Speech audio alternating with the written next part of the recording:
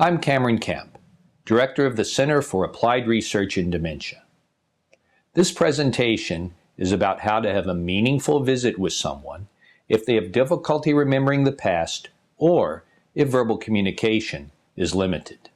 When the person with memory impairments lives at home, with you or in their own apartment or house, similar challenges arise. It is so hard sometimes not to think about the person they were, not to focus on what has been lost. What do you tell your friends or your loved ones' friends who come to visit? What guidance can you give relatives from out of town who may not realize what it's like to live with and interact with your loved one?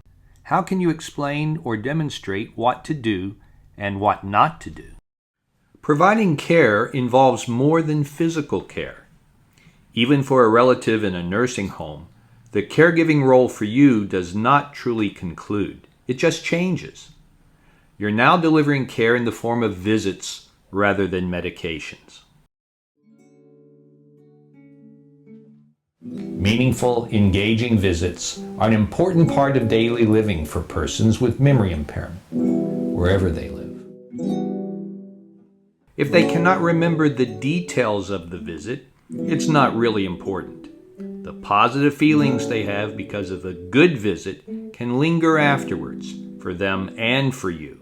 You both want to look forward to the next visit. Let's talk about how to make this happen. When dealing with a person who has memory deficits because of dementia or other problems, there is something critical that we must keep in mind.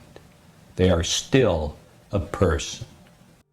Our responsibility is to connect with and bring out this person by finding ways around their problems.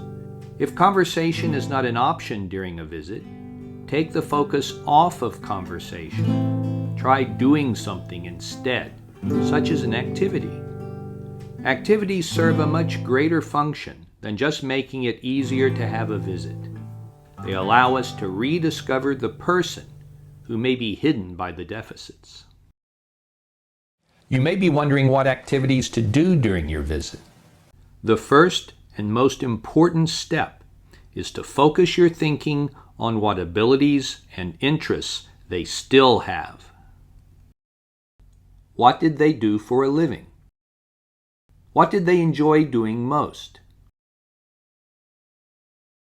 Who were their relatives and friends? Instead of concentrating solely on their limitations, it is critical to find their remaining strengths and build off of those. Do they still read? My mom's house right there. Take my dad. Can they still talk? Do they still walk independently? Can they still hold things? Can they point? Can they answer questions? The second key to a successful visit is all in the approach. Activities, in general, could make a visit go more smoothly. The only thing that's important is allowing your family member to feel good about your visit and themselves. The main thing to remember is that there is no right way or wrong way to do these activities. Try to refrain from repeatedly correcting the person you are visiting.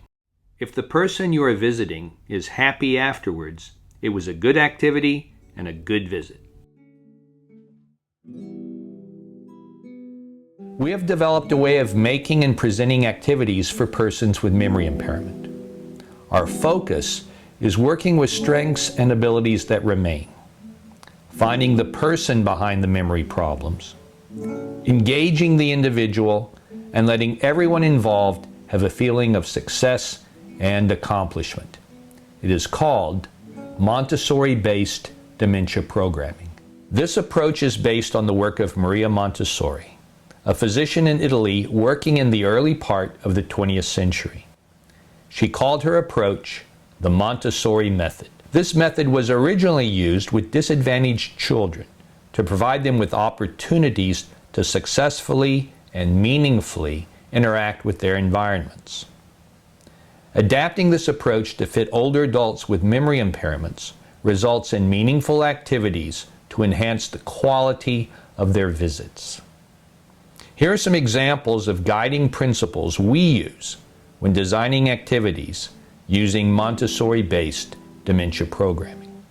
Try to include materials that can be held and manipulated. Give choices to the person you are visiting whenever possible. Always demonstrate what you want a person to do before asking them to do it. Use materials that give guidance, such as outlines of objects to show where they should be placed. Remember that persons with memory impairment can sometimes improve with practice, even if they don't remember that they've tried something before. For example, they may get better at reading after trying a page or two. If at first they don't succeed, it's okay to try again. Just be sure to avoid anything that would cause them frustration. Would you like to do this again sometime? Maybe. It may take a few tries before you find an activity your loved one really relates to. After doing an activity, a good way to find out what they like is simply to ask. This gives them a chance to make a choice. And their answers can give you guidance as to their likes and dislikes.